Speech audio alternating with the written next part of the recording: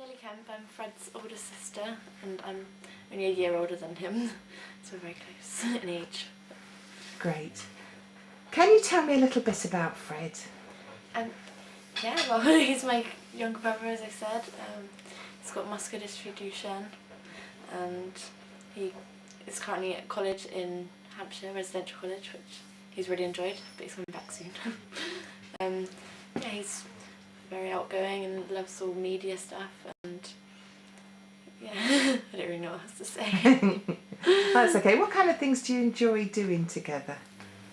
Well, we like going to the cinema, and we've been to Reading Festival last year, which was really good, and we like going out for lunch and going shopping and just enjoy spending time together. I think so we're quite close in age, so we get on really well and get up to mischief. Okay.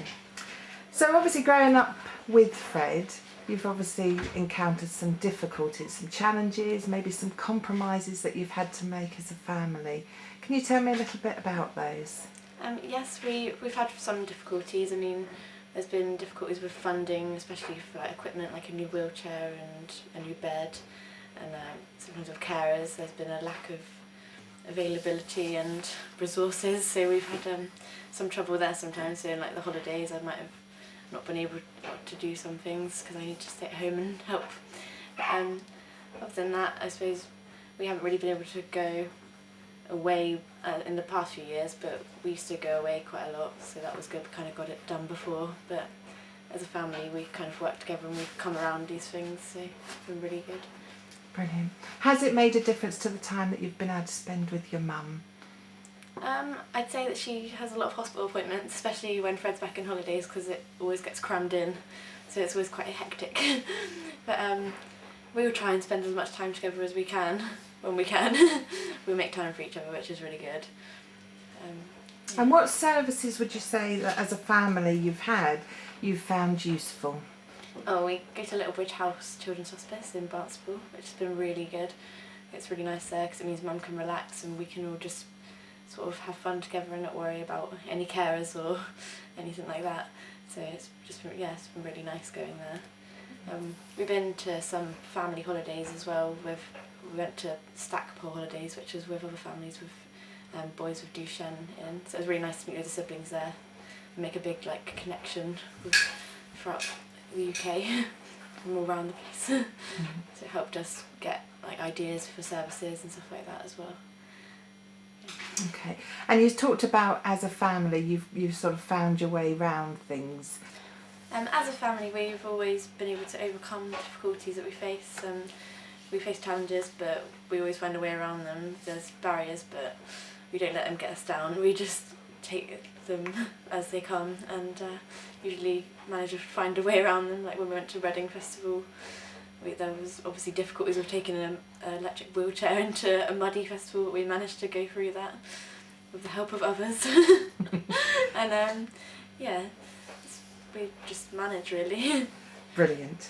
Okay, so tell me a little bit more about you and what you plan to do for your future. Well, I'm currently finishing off BTEC in Health and Social Care at college, and I'm planning on going to do a degree at Sussex University in working in children and young people and their families, to maybe go on to become a special educational needs teacher, because I think working with being around disability has made me want to sort of give that back and know how to do it better because of the experience I've had. So yeah, that's my aim. That's brilliant. Good luck with all of that, Millie, and thank you for talking with us. That's okay. I'm Ruby Redding and I'm Freddie Kemp's sister. I'm Lily Redding and I'm Freddie Kemp's sister. Lovely. Can you tell me a little bit about your brother Fred? He's 19 years old and he's got muscular dystrophy Duchenne, and that causes him to be in a wheelchair. Sometimes it can be quite hard and sometimes it can be quite helpful. It's like when Mum's running around, we get to go on sibling activities, and that can be really fun for us. Okay. And a couple of days ago we went to RAF St Morgan, which was really good, and we got a break from Mum being stressed. Oh, that's great. Okay, and what sort of things do you like doing with Fred? We like going out, and we usually go down to the Eden Project when he's home from college, and we have a look around and we have lunch there, and then we spend time together, chat. And when we're at home, he's usually in his bedroom playing his Xbox or watching TV, and I usually join him, and sometimes I do help him turn his TV on and his Xbox, and I sometimes, when he wants me to, I play games with him on it. Is it sometimes difficult having Fred as a brother? Yes, because sometimes we can't get into places like restaurants, we can't get into cafes and all that stuff. And then sometimes when Mum wants to go out, we can't because Fred's wheelchair's broken or his bed's broken or something's broken. Or Mum's always at hospital appointments and always busy. Great. When Mum's like busy going to hospital appointments and getting fuses for Fred's wheelchair or bed, Mum gets quite stressed, and me and Lily have to go to our friends because Mum can't carry everyone around with her, because otherwise it makes her feel worse sometimes. And yeah. Okay. So what's been helpful to you girls? What's been helpful for you as sisters of Fred? Well, we get to go to sibling activities, and we get to go to the children's hospice where Mum gets a break and Fred gets a break from being woken up early. Fred gets a bit of fun and not like getting stressed out like Mum. And Mum gets a break and doesn't have to get Fred up every morning or wait for the carers. And we get a bit of fun as well, so we get to go out to places like the Big Sheep and do arts and crafts. Okay. And where the helpful thing is that we get to go to like Porthpean and Roseland, and we get to meet new people which like have the same problem, which kind of makes us feel like we're not left out. Do you enjoy meeting other brothers and sisters of disabled children? Yeah, because it makes us feel like we're part of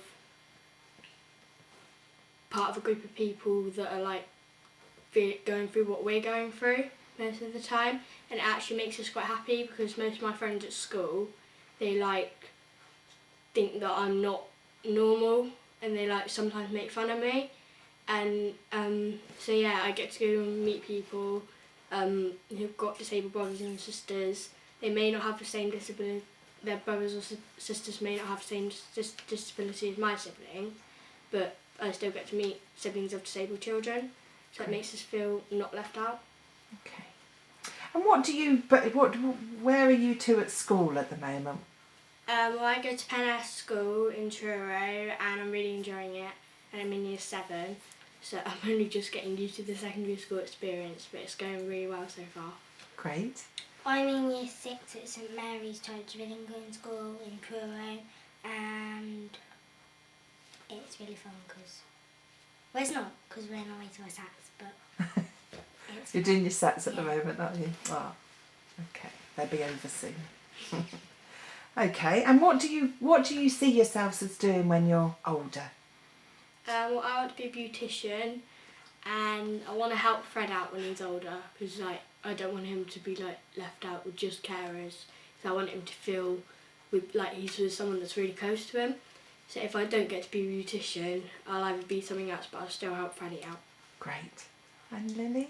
I haven't decided what I want to be when I'm older, but I want to help someone, like not just want to sit on the sofa. Brilliant. Thank you, girls.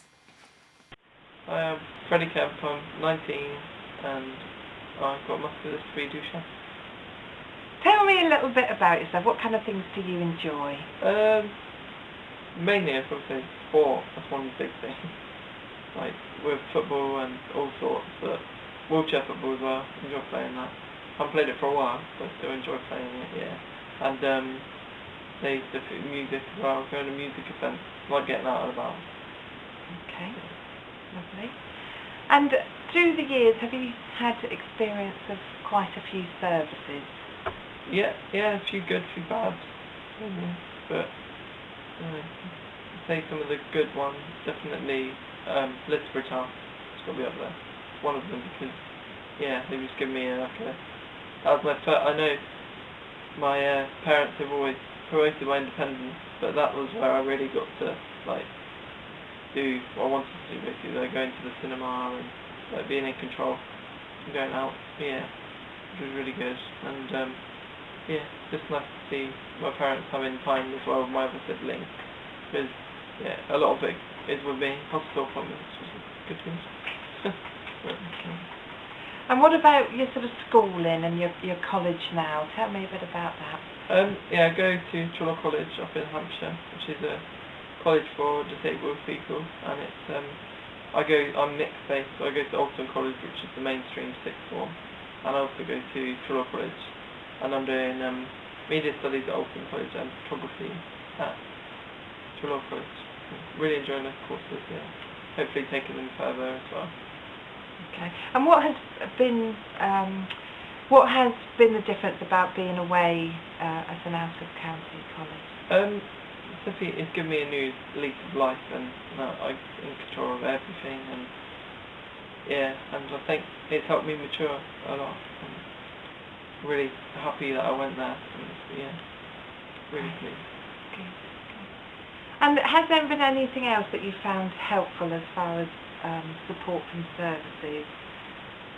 For example, around transition? Yeah, well, with transitions, it started off well with Janet Hudson, who's a transition social worker, and she gave us what we know now was a false sense of security with it, and we thought it was all going to be plain sailing, and yeah, it's been quite difficult, and the lack of it has just, like I say, I'm 19 and that was quite a while ago now, and I still haven't had any money in for my PA, so yeah. When were you 19? February, so yeah. Right. Well, 2 months. Yeah. Okay. And the transition started when I was like sort of just turning 18. Yeah. So it hasn't been a smooth transfer of services for you. Okay, what is it that you require that you haven't got as yet? One thing has definitely been, we filled out all the forms and paperwork with Janet Hudson, and then when we got passed over to a new social worker, everything seemed to just stop, and it just seemed like we had to push things to happen rather than just happening, you know. It felt like almost we had to threaten them with a lawsuit. The wheelchairs I've had through the NHS, I had one that was quite good for quite a while, which was Spectra, but actually it started getting worse and worse, and then every time we wanted like anything doing to it, it would break. The NHS couldn't provide me a chair that was fit for me, basically. It was comfortable and would be fit for my independence. And so with this chair, the NHS decided they agreed to pay for the maintenance. And when I actually got round to the chair being fixed and being paid for, it took about a week, and I was immobile for a week with no wheelchair, because they couldn't decide who was paying for it, and they couldn't be decided, and the only part for the wheelchair, the part that they needed, was in Germany, so my luck definitely wasn't there. Yeah. Okay. And in the past, Fred, you told me about frustrations when key professionals haven't been aware of Duchenne Muscular Dystrophy and what that means. Can you tell us some of those stories? Yeah, there's been a few bad times with although when you think about it, it's quite funny, but it's quite funny because it's ridiculous how people of their profession don't know. So basically, one time we had my new adult heart consultant, and we went to see him, and the first thing he said was, so I believe you've got Duchenne, which first of all, that's completely the wrong way of saying it. And it was Duchenne, and I looked straight over at Mum, and I just thought, oh God, I can tell this is gonna be a long appointment. And he started asking me about my disability and what it means, and he didn't even know that my cardiomyopathy was connected to my Duchenne. So it was just like, alarm bells started ringing, and he decided he was going to speak to his colleagues about my condition. So it was a bit worrying. And there's been other times where I've been asked to stand and stuff like that, and it's just like, do I look like I can stand? But yeah, and there's been a few times where I've slipped through the net as well. As with my respiratory, I hadn't seen anybody for ages. And when we rang up to say, we haven't had an appointment for ages, they said that, oh, we thought you had. We thought somebody had been seeing you. Don't know who they thought had been seeing me, but somebody had apparently. Yeah, so that took about, I didn't have an appointment for about a year. Was that Possibly longer. in between children's and adult services, or was that when you were still in children's services? Still in children's services, was just about to do the transition. Right. They thought that I'd already gone to the adult, so they kind of just, they didn't back it up or anything, and I just slipped through the net. Okay. And you talked about having a positive experience from the community paediatricians. Can you tell us a little bit about that? Yeah, my community paediatrician was Roger Jenkins, and he was really, really, really good actually, because he was a major part of me going to college, like with the funding. We had to fight for it, and he was willing to, and he did. He fought for it, and he really did push it. And another good part was when I was at home and I'd just been told, that's another bad experience with a heart consultant, that when I was in children's, she told me, just without saying anything, she just said, your heart isn't working properly, see you again soon. At that point I freaked out, I went completely pale, nearly took the door frame off, but luckily the doctor came out and explained to me a little bit more, but I was still a little bit quite down about it, and Roger Jenkins came out and cancelled his appointments for the day and came out to see me came here to see me here, and he went to see the heart consultant and said, you need, I think, and then the next time we went, it was really, really weird. I don't know what, it was really strange, because she really nice all of a sudden, asking me about wheelchair football and things like that, and that kind of freaked us out, but it was nice. It was nice that she had been taught a bedside manner. Great. Good. Okay. Now, Fred, with Duchenne Muscular Dystrophy, you'll have a shorter life than other people. When did you become aware of this? I'd say I've always been a parent. One of the reasons is that my parents have never kept it from me. It's always been something we spoke openly about. But also, I've got quite a few friends, and we've got friends of the family that the families with people with Duchenne and other people with shorter lives. So it's always been, we've always just kind of been, we've known about it, and so my first experience is probably my friend Gary Mufford, who quite good friends with his brother and friends with him, and he passed away. And that's probably, would say, when it really was hit home that I would have a shorter life, and I think that's the reason why I've just always known, and it's always been there. Yeah. Do you think that's been easier for you than maybe other friends that you've known who haven't known? Yeah, much easier. Actually, it really surprised me when I found out that they didn't know about their condition. To say that, I think, it's always been, we've always been open about it, and it's always just been there. Okay. Have you got an end of life care plan? No. I'd say I've spoke to Mum about it and said to, made requests that, not really made requests, but just talked about things I would like to happen,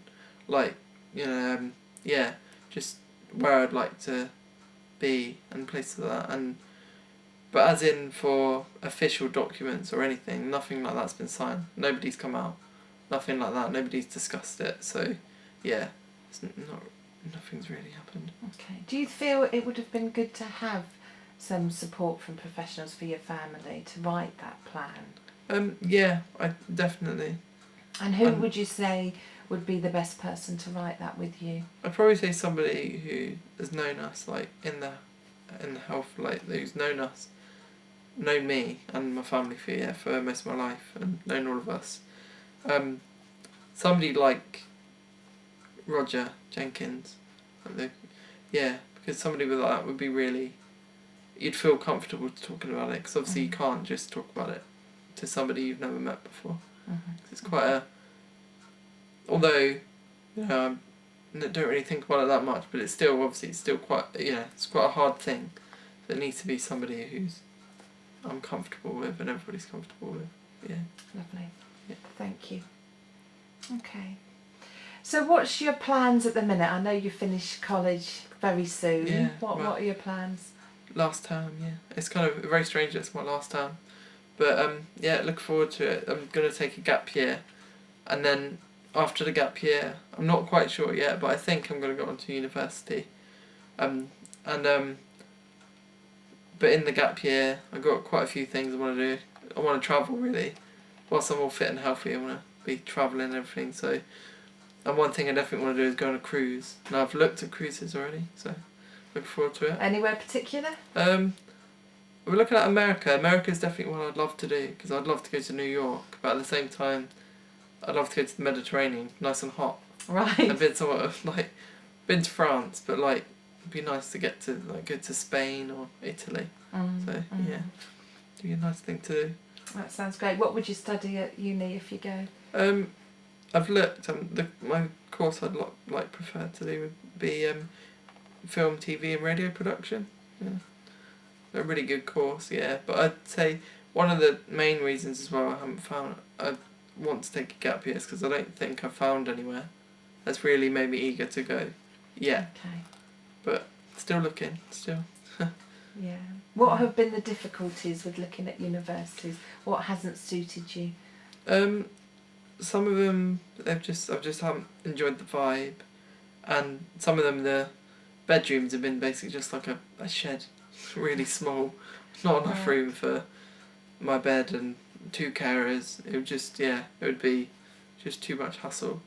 So I wouldn't say, and I'd say obviously things can change with that, but at the same time they've said this is the room on offer, and I just looked at it and thought, no, this is a joke, surely. Okay. And any other aspirations that you have? Anything that you're looking forward to? Definitely. Hopefully soon I'll be getting a new van, so I'll be out and about with my carer. Definitely go to more music events. But one thing I don't really want to do, because I've grown up with Harry Potter, I really want to go to Leeds Dance Studios, which is that's where they're doing the tour of all the sets. There's a Hagrid's hut and stuff like that, and it's really cool, like a 3-hour tour. And that's one thing I definitely would like to do as well. Yeah, that should be cool. Great. Lovely. Thank you, Fred, for talking with me. Thank you.